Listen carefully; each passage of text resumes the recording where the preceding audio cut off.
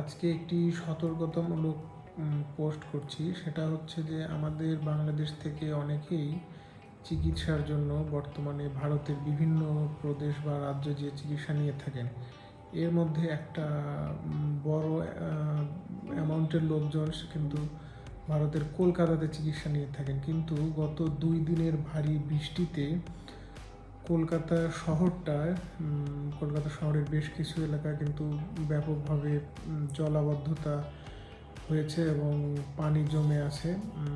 মানবেতর জীবনযাপন হচ্ছে সেখানে এবং বিদ্যুৎও বিভ্রাট হচ্ছে। বর্তমানে বিদ্যুৎ ফিরে আসলেও বেশিরভাগ জায়গায় পানি এখনও নামেনি। তো বাংলাদেশি লোকজনকে সতর্কতামূলক ব্যবস্থা এবং আগাম প্রস্তুতির জন্য আহ্বান করছি এবং পরিশেষে আল্লাহ তাআলার কাছে দ্রুত এই পানি নেমে যাওয়ার জন্য দোয়া করছি। সবাইকে ধন্যবাদ।